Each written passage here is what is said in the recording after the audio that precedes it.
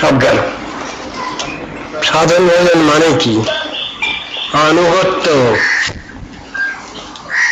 এই আনুগত্য প্রথম থেকে আরম্ভ করে শেষ পর্যন্ত থাকবে। যদি কোনো জায়গায় এই আনুগত্য সরে যায়, কানেকশন অফ হয়ে গেল। এর নাম সাধন ভজন। অনেকেই আমাদের ধারণা আছে আমি যখন মুক্ত হয়ে যাব তখন তো স্বাধীন। বাজে কথা, বাজে ধারণা। যদি কেউ মুক্ত হয়েছেন, প্রকৃত মুক্তি লাভ করেছেন, তার দায়িত্ব, লায়াবিলিটি, রেসপন্সিবিলিটি সহস্র গুণে বৃদ্ধি হয়েছে। এই হলো ব্যাখ্যা। কি বলেন? মুক্ত হয়ে গেলেও আবার দায়িত্ব থাকে নাকি? শত সহস্র গুণে দায়িত্ব বাড়ে, সেই কথাই বলা হলো। তো কোথায় আছে শুনি এবার? উদ্দাম সংহিতা রচন। মুক্তাওপি লীলয়া বিগ্রহ কৃত্বা ভগবন্তং ভজন্তে। পরমুক্ত যারা, তারাও ভগবানের আদেশ অনুসারে সবকিছু করেন। মুক্তাবস্থা মানে হলো এই। মুক্ত মানে আমার সব হয়ে গেছে, আর কিছু দরকার নেই, তা নয়। সেবার দায়িত্ব শত সহস্র গুণে বৃদ্ধি প্রাপ্ত হয় মুক্ত জীবাত্মার। সময় নাই, 24 ঘন্টার মধ্যে 24 ঘন্টাই যিনি ভগবানের স্মরণ করেন। ভগবান তার কাজ ছাড়া হয়ে যান না। শ্রীমদ্ ভাগবত ব্যাখ্যা করেছেন বিশ্বজ্যোতি হৃদয় নজস্ব সাক্ষাৎ শ্লোকে। যে ভক্তকে ভগবান একটু সময়ের জন্য ছাড়েন না, পরিত্যাগ করেন না, সেই ভক্ত তিনি তো কি করে সেবা করবো, কি করে সেবা করবো, এর জন্য অস্থির। আর অস্থিরতা কোথায়? সেবা প্রাপ্তির জন্য। আমরা তো দায়িত্ব ছাড়তে পারলেই বাঁচি। দায়িত্ব ছেড়ে দিতে পারলেই মনে করলাম আমার খুব জয় হলো, আমার খুব লাভ হলো। কিছুই না, লোকসান হলো। সেবাময় জীবন যাদের, তাদের কি বিশ্রামের সময় আছে? সাধনা, সেবা, ভক্তি এই সবগুলোই হচ্ছে নিত্য বর্তমান কালের ব্যাপার। সেবায় বিশ্রাম বলে কোনো কথা নেই। প্রাকৃত জগতে বিশ্রাম আছে, ছুটি আছে, অনেক রকমের ছুটির বিশেষণ আছে বিভিন্ন লিগের। অপ্রাকৃত জগতে সেবায় কোনো ছুটি নাই।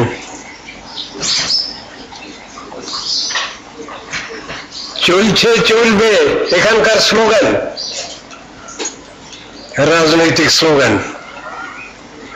পরমার্থ ক্ষেত্রেতে, গণবৃন্দাবনেতে চলবে বলে নাই, চলছে। একটাই টেন্স সেখানে, ফিউচার টেন্সও নেই, পাস্ট টেন্সও নেই, প্রেজেন্ট টেন্স আছে। তাও একটা বিশেষণ লাগানো আছে, প্রেজেন্ট কন্টিনিউয়াস টেন্স, যার বিরতি নাই। এসব কথাগুলো শাস্ত্রে বুঝানো আছে। আমাদের তত্ত্ব দর্শন জানতে হবে, গুরু তত্ত্ব জানতে হবে, গৌর তত্ত্ব জানতে হবে, কৃষ্ণ তত্ত্ব জানতে হবে, বৈষ্ণব তত্ত্ব জানতে হবে, জগৎ তত্ত্ব, জীব তত্ত্ব, মায়া তত্ত্ব সবকিছু জানতে হবে আমাদের। হরিনাম করবো, নাম তত্ত্ব জানতে হবে আমাদের। নামের দ্বারা কি করে ভগবানের সেবা হবে? নামের দ্বারাই সেবা হবে কলিযুগের। শাস্ত্রে উল্লেখ করা আছে নামের মাধ্যমে, নামই পরব্রহ্ম ভগবান ভগবানের শাব্দিক অবতার শ্রীনাম, তাকে বলছেন পরব্রহ্ম, নাদ ব্রহ্ম, শ্রীনাম ব্রহ্ম। অ্যাবসলিউট সাউন্ড কাকে বলে তার ব্যাখ্যা দিয়েছেন। সেই নাম ব্রহ্ম পরজগৎ থেকে এখানে আসেন, কার্য সমাধা করে আবার ফিরে যান, তার নাম নাম ব্রহ্ম, শব্দ ব্রহ্ম, সাউন্ড অ্যাবসলিউট। সুতরাং সব তত্ত্ব দর্শনগুলো শাস্ত্রানুসারে আমাদের আলোচনা করতে হবে। এটা আমাদের কোনো কষ্ট কল্পনার বিষয় নয়। গুরুতত্ত্ব কি, বৈষ্ণব তত্ত্ব কি, ভগবত তত্ত্ব কি, নাম তত্ত্ব কি, সবগুলো তো শাস্ত্রের বর্ণনা আছে। আর শুধু জেনে নিলেই হবে? প্র্যাকটিক্যাল হতে হবে আমাদের। প্র্যাকটিক্যাল মানে কি?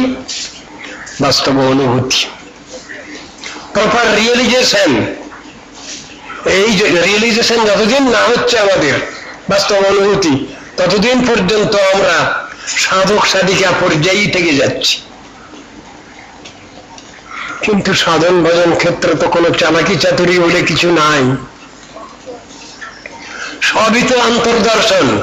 সবটাই পরীক্ষা দিতে হবে, পড়া দিতে হবে আমার উপরওয়ালা গার্জিয়ানকে, সেখানে ফাঁকিবাজির কোনো ব্যাপার নেই। অন্তরটা খুলে দেখাতে হবে, যেমন দেখিয়েছেন বজরংবলী হনুমানজি। হনুমানজি কে? গুরুতত্ত্ব। আবার লক্ষণ যিনি, তিনিও গুরুতত্ত্ব। তিনি একটু সন্দেহ করছেন বজরংবলী হনুমানজিকে।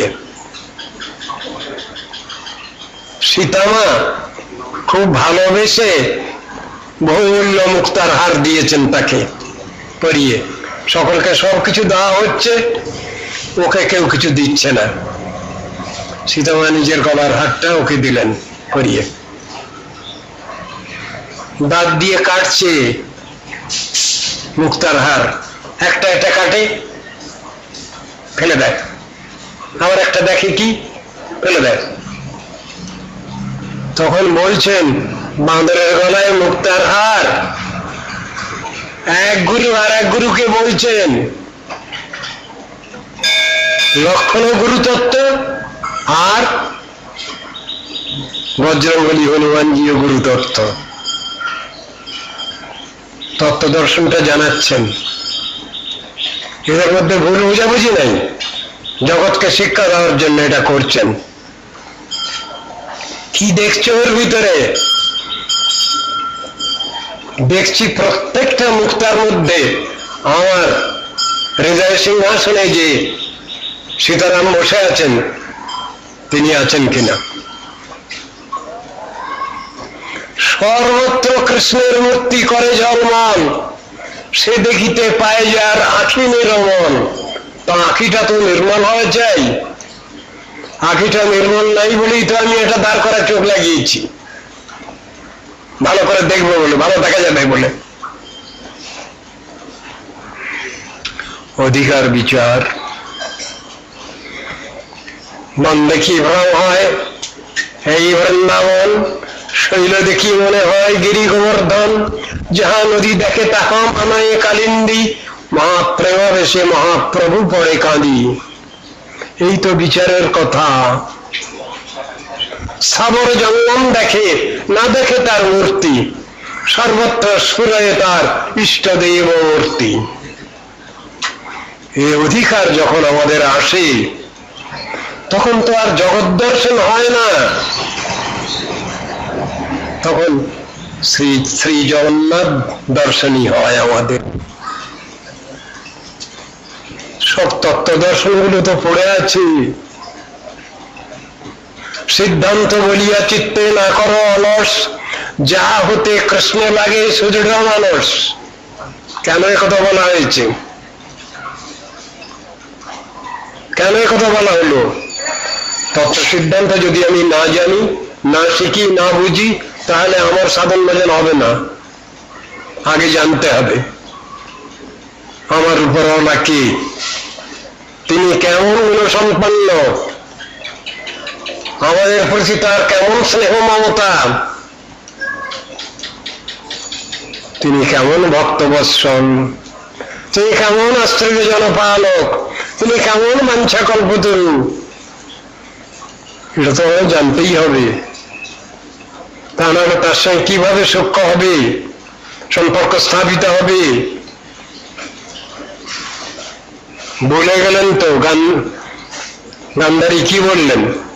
তমেব তাচ পিতা তমেব, তমেব বন্ধুশ্চ সখা তমেব, তমেব বিদ্যা দ্রবিণং তমেব, তমেব সর্বং মম দেব দেব। তাহলে তার তো একটা চিন্তা ভাবনা ছিল, সেই জন্য তিনি এই কথাগুলো তো খুলে মিলে বলতে পারলেন। আমাদের তো কোনো কংক্রিট আইডিয়া নেই, তত্ত্ববস্তু সম্বন্ধে আমাদের কোনো বাস্তব ধারণা নাই, আমরা পড়া দিতে পারবো না। কেন? পদে পদেই আমরা ফাঁকি দিতে চেষ্টা করি। ফাঁকি দিয়ে কি তত্ত্ববস্তু লাভ করা যায়? ফাঁকি দিয়ে কি তত্ত্ব সিদ্ধান্ত লাভ করা যায়? হয় না কিছু। ফাঁকি দিলেই ফাঁকে পড়তে হয়। অনেক সময় এই কীর্তনের মধ্যে আঁখর দেন শুনতে পাই, জয় দিলে জয়ী হবে, জয় দিলে জয়ী হবে। আমি চিন্তা করি, জয়ী হওয়ার জন্য কি জয় দেব? গুরুবর্গে, উপরওয়ালা, ভগবানের জয় হোক, আমার উপরওয়ালার জয় হোক, আমার পরাজয় হোক। তত্ত্ববিচার তো এই, আমার উপরওয়ালা সবসময় জয়যুক্ত হন, আমি বারবার পরাজিত হই, তাহলে আমার শিক্ষা হবে ভালো। দুঃখে যাদের জীবন গড়া, দুঃখটা যদি কি আমি যদি না জানলাম, তাহলে সুখ শান্তি কি করে জানবো? আমি দুঃখটা তো জানতে হবে। এমনি একজন প্রাকৃত কবির কবিতার মধ্যেও পাচ্ছি আমরা। কি কবিতা? এই করেছো ভালো নিঠুর, এই করেছো ভালো, এমনি করে হৃদয় আমার তীব্র দাহন জালো, আমার ধূপ না পোড়ালে গন্ধ কিছুই নাহি ডালে, আমার দীপ না জ্বালালে দেয় না কিছু আলো, এই করেছো ভালো নিঠুর, এই করেছো ভালো। তাহলে তো কবি ওখানে দুঃখটাই চাইছেন, এটাই তার প্রার্থিত বিষয়। কেন? এটাই আমি তৈরি হতে পারবো ঠিক। সুখ শান্তি যাকে বলে সেটা কি সেলফ গ্রাটিফিকেশন? হ্যাঁ, ব্যাখ্যা একরকম এরকম আছে চৈতন্য চরিতামৃতে। আত্মেন্দ্রিয় প্রতিবাঞ্ছা, তারে বলি কাম, প্রাকৃত কামনা বাসনা। অপ্রাকৃত কৃষ্ণেন্দ্রিয় প্রতিবাঞ্ছা, আত্মেন্দ্রিয় প্রতিবাঞ্ছা প্রতি ইচ্ছা, তারে বলি কাম, কৃষ্ণেন্দ্রিয় প্রতি ইচ্ছা ধরে প্রেম নাম। এই কথাই তো ব্যাখ্যা করা আছে শাস্ত্রে। আমি আমার সুখ স্বাচ্ছন্দ্যের জন্য যেটা চাই সেটা তো প্রাকৃত কামনা বাসনা। হে ভগবান, তুমি খুশি হও, তুমি সন্তুষ্ট হও, তুমি বিশ্বজনের সকলেরই মঙ্গল করো। আমিও তো বিশ্বজনেরই একজন। নিজেরটা বলতে চাচ্ছেন না ভক্ত। তুমি জগন্নাথ জগতে কহা বসি, জগবাহির নহই ছাড়। এই বিচারটা ভক্তের জীবনে রয়েছে। পরার্থীপরতা, সেলফিশনেস নাই সেখানে, সেলফ গ্রাটিফিকেশনের কথা সেখানে নাই।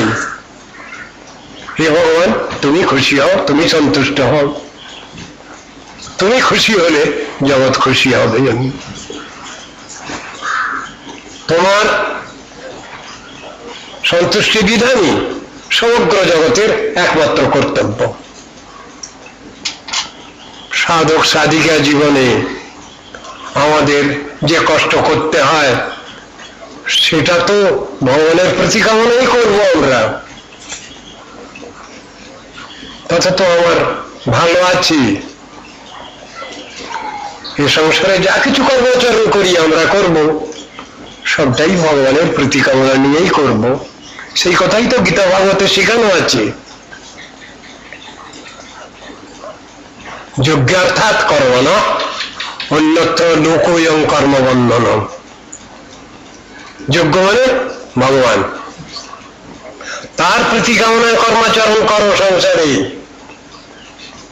তাহলে তোমার সবটাই ভালো হলো, ভক্তি লাভ হলো, তাতেই তুমি ভগবত প্রেম প্রীতিও লাভ করবে। সেই কথাই তো বুঝানো আছে। আর ভগবানের প্রতিকামনা যে অনুষ্ঠানে যে কর্মের মধ্যে নাই, সেটা তো জড় কর্ম। সেই কর্ম করলে তো বন্ধন দশায় পড়ে যাই আমরা। শ্রীমদ ভাগবত তো উদাহরণ দিলেন, দুটো পোকাকে দিয়ে উদাহরণ দিলেন।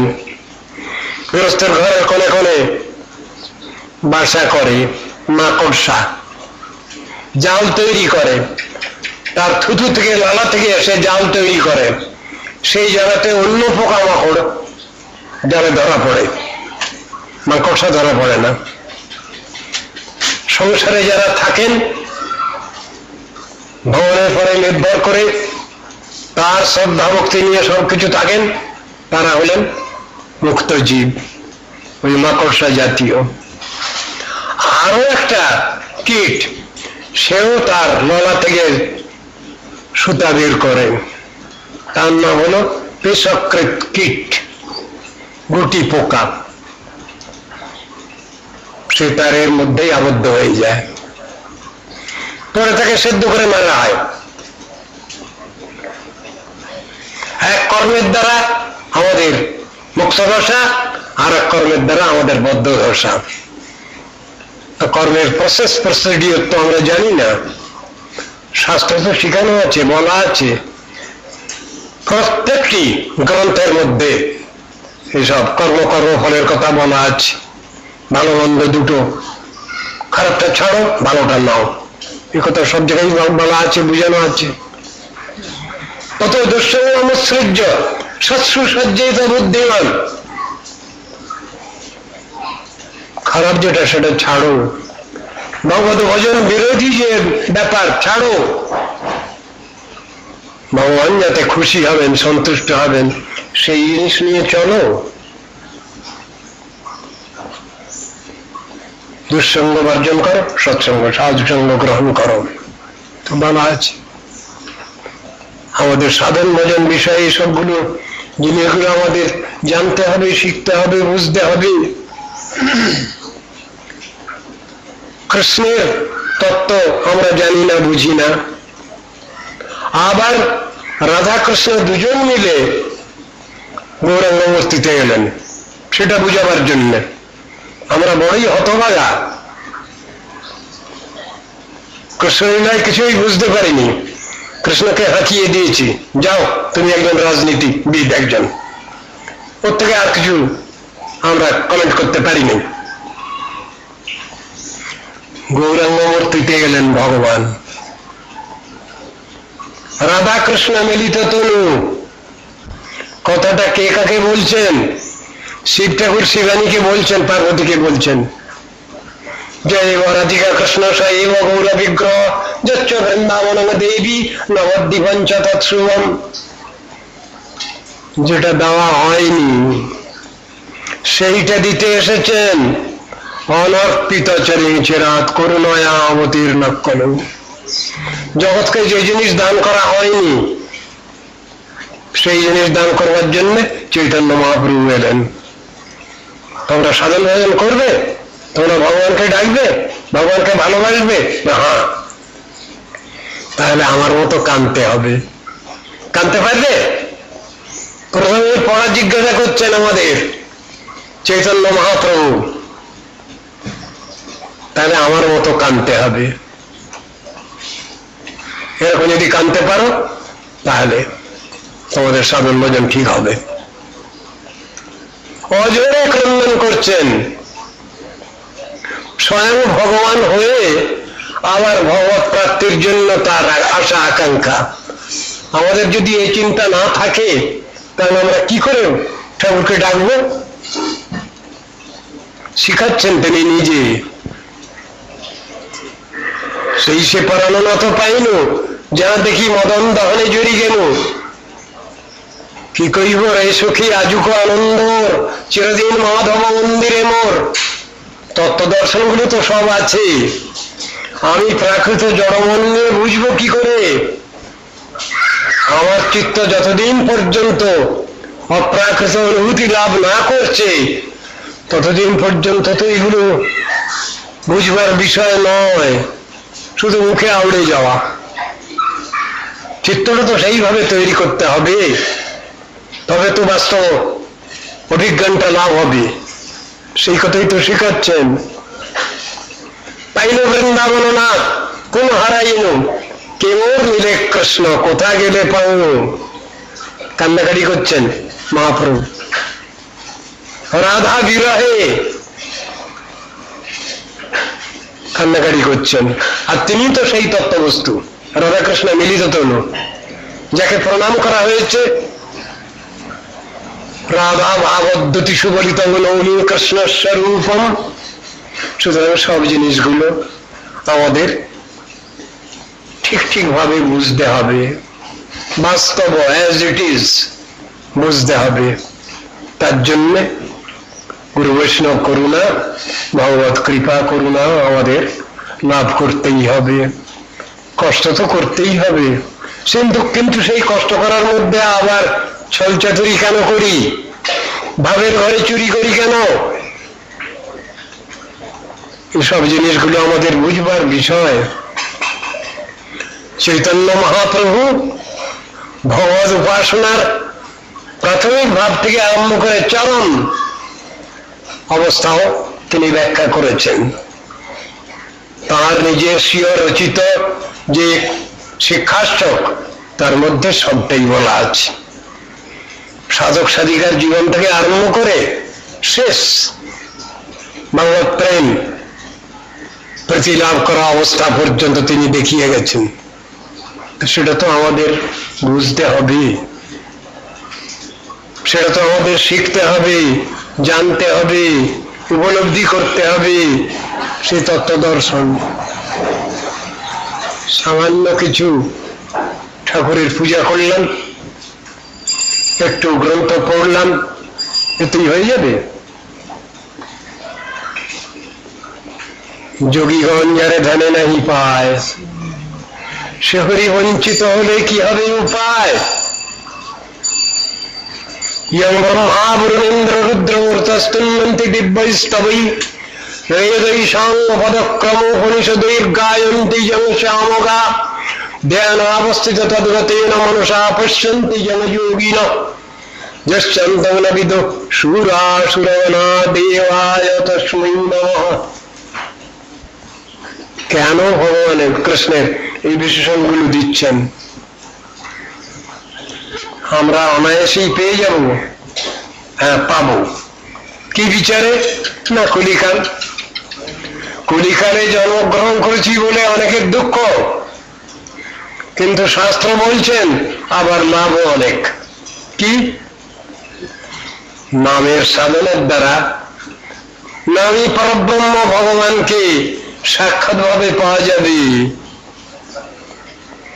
তার তো সহজ ব্যবস্থাও তো বটে, কিন্তু বাদ সেধেছে যে অপরাধে। কৃষ্ণ নাম তো অপরাধের বিচার রাখে। কি করব? তাহলে তো অপরাধ ছাড়তে হবে, কম তো নয়। নাম অপরাধ 10 রকম, তার ভিতরে 1 রকম অপরাধ গুরুদেবের, যিনি নাম উপদেশ করেন। আর বাকি 9 রকম অপরাধ তো সাধারণ ব্যক্তির সকলেরই। সেগুলোকে ছেড়ে নাম করলে তবে তো নয় ফল পাবো। তা তো কই করছি কই।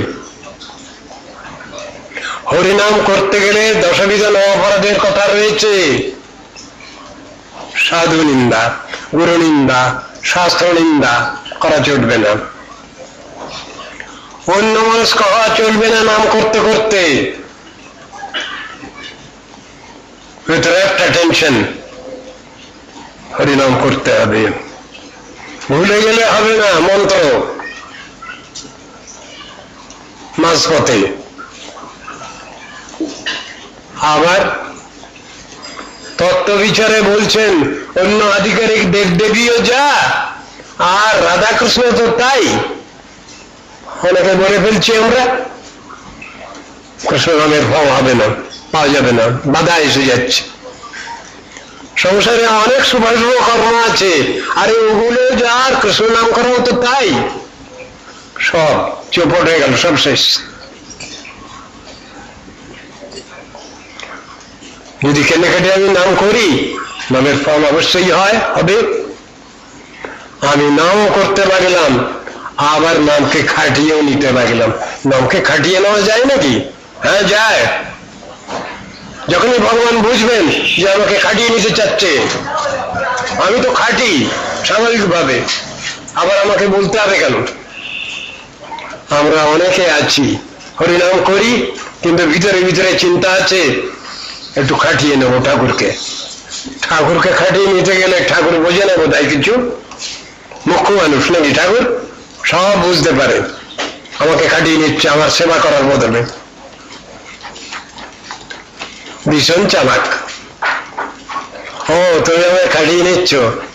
আরে আমি তো ভক্তের জন্য খাটি, আমি তো প্রতিজ্ঞা দিয়ে বসে আছি, স্টেটমেন্ট দিয়ে বসে আছি, ডিক্লারেশন দিয়ে বসে আছি। ভগবান বলছেন আমি আমার ভক্তকে লালন পালন করি, পোষণ করি, তার সব দায়িত্ব নেই, সবই তো বলে রেখেছি। আমাকে আবার পরীক্ষা দিতে হবে, তাও আমি ভক্তের জন্য পরীক্ষা দেবো। ভগবান বলছেন, আর আমরা জেনারেল মাস, আমরা কিন্তু ভগবানেরই পরীক্ষা নিতে চাইছি। আমরা নিজেরা পরীক্ষা দেবো না, পরীক্ষায় বলবো না, অথচ ভগবানের পরীক্ষা নিতে চাই। কি করে হবে? এসব বিচারগুলো তো বর্ণনা রয়েছে শাস্ত্রে। নাম বলে পাপ বুদ্ধি, মানে কি? নামকে খাটিয়ে নেওয়া। নামকে খাটিয়ে নেওয়া মানে নাম আর ভগবান তো একই বস্তু। যেই নাম সেই কৃষ্ণ, ভজনিষ্ঠা করি, নামের সহিতে আছেন আপনি শ্রী হরি, এটা ভুলে যাচ্ছে কেন? একই বস্তু। তবে ভগবানকে খাটিয়ে নেওয়া বুদ্ধিটা তো ভালো না। ভগবানের সেবা করলে ভালো হবে, আমার কল্যাণ হবে, আমাদের কল্যাণ হবে। তাকে খাটিয়ে নিতে গেলে আমার অপরাধ এসে যাবে, সেবা করার বদলে আমি অপরাধী সঞ্চয় করে ফেলবো। এসবগুলো তো ঠিক না। সব জিনিসগুলো আমাদের বুঝতে হবে। যত গৌর লীলাই বলুন, কৃষ্ণ লীলাই বলুন, রামলীলাই বলুন, আর সমস্ত ভক্তগণের জীবন, তাদের উপদেশ নির্দেশ, সবগুলোর মধ্যে মোদ্দা কথা আছে, মেইন ফ্যাক্টর। সেগুলো নিয়ে তো আলোচনা করার দরকার আছে। সকলের সব তো রুচি নয়।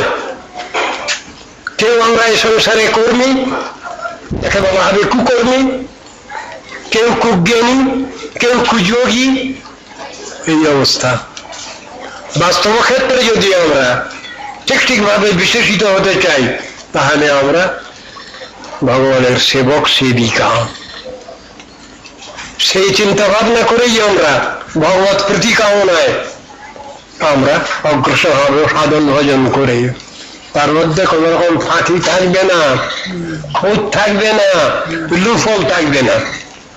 এই কথাই শাস্ত্রে বলছেন। সহজ সরল অন্তঃকরণ নিয়ে আমরা সাধন ভজনে প্রবৃত্ত হব, আমরা অগ্রসর হব। এটাই হলো শাস্ত্রের তাৎপর্য, শাস্ত্রের বাস্তব শিক্ষা। সেখানে ফাঁকি দিলে হবে না, ওখানে ফাঁকি দিলে আমরা নিজেরাই ফাঁকে পড়ে যাব।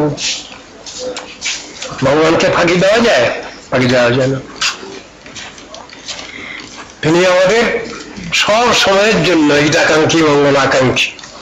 গুরু বৈষ্ণব সব সময় আমাদের পক্ষে হিতাকাঙ্ক্ষী, মঙ্গল আকাঙ্ক্ষী। তাদের কাছে ফাঁকি তো দেওয়া যাবে না।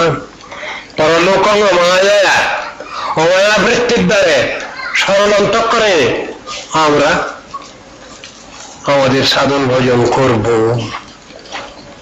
ভজন যখন হচ্ছে তখন আর ভুল বোঝাবুঝি নাই।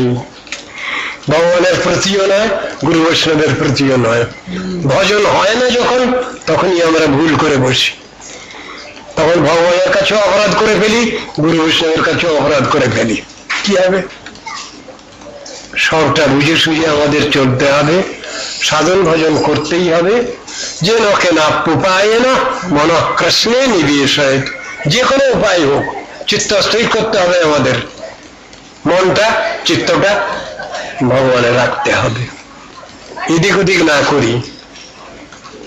অনেক দেব দেবী, সুতরাং সকলের পায়ে একটু ফুলচন্দন দিয়ে রাখি, এ বুদ্ধি মোটেই ভালো না, এটা অত্যন্ত স্বার্থপর বুদ্ধি। যার সেবা করলে সকলেরই সেবা হয়, সকলেই সন্তুষ্ট হয়, সেটা আমরা বুঝছি না কেন? তস্মিন তুষ্টে জগৎ তুষ্টম প্রণীতে প্রণীতম জগৎ, একথা কেন বলা হয়েছে? সেই ভগবান যদি সন্তুষ্ট হন আমার আচার ব্যবহারে, আমার সাধন ভজনে, আবার কি রাখবে? সকলকে আমি সন্তুষ্ট করতে যাচ্ছি কেন? সকলকে তো সন্তুষ্ট করা যায় না এই পৃথিবীতে, সর্বচিত্তে না পারি আর দিতে। সকলকে সন্তুষ্ট করা যায়? সন্তুষ্ট করা যায় না। সেই জন্যই শাস্ত্র শিখানো আছে, সময় কম আমাদের, সেই অনুসারে সাধন ভজন করতে হবে, বুদ্ধি নিয়ে সাধন ভজন করতে হবে। সময় নষ্ট করা কেন? এক জায়গায় সব পাবো, মার্কেটিং যেখানে ন্যায্য দাম, ভালো খাঁটি জিনিস, সেখানেই মার্কেটিং করব। সাধন ভজন কার করব? যার কৃপায় ইহলৌকিক সবকিছু পাওয়া যায়, পারলৌকিকও পাওয়া যায়।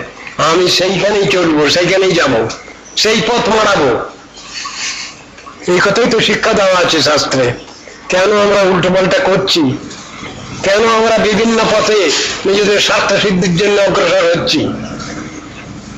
ভগবানকে বিশ্বাস হচ্ছে না, যিনি অনন্ত বিশ্বের অনন্ত জগতের মালিক, তার কথায় বিশ্বাস নেই। বিশ্বাস আছে তার কর্মচারীর কথায়। কর্মচারীরা তো দুদিনের কর্মচারী পরিবর্তনযোগ্য, পানিশমেন্ট হয়ে যায় কর্মচারীদেরও। মালিক আর কর্মচারী একই রকম কথা নাকি? কিন্তু আমরা প্রলোভনে পড়ে ছুটে যাচ্ছি। কৃষ্ণ দুঃখ করে গীতায় এই কথা বলছেন, কাম জ্ঞানা প্রপদ্যন্তে অন্য দেবতা তং নিয়মস্থায় প্রকৃত্য নিয়তাশয়া অন্তবত্তু ফলৌতেশম তদ্ভবত্তল্প মেধসম।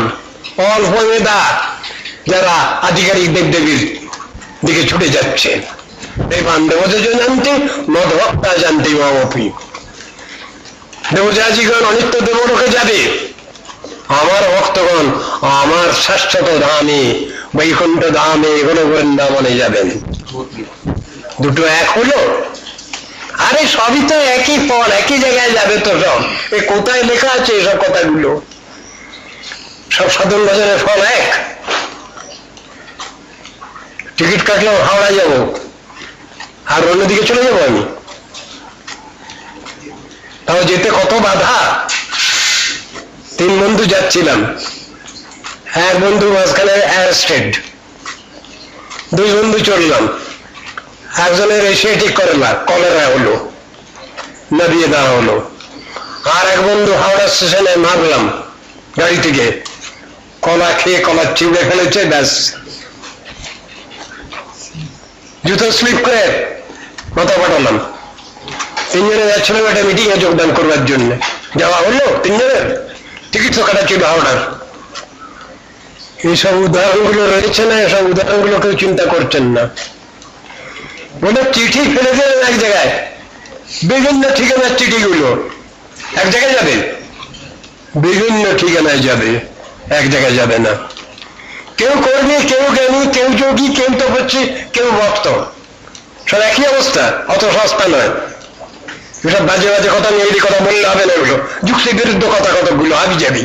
এইগুলো বর্তমান দুনিয়াকে শিখানো হয়েছে, তারা ওইগুলোই কর চায়।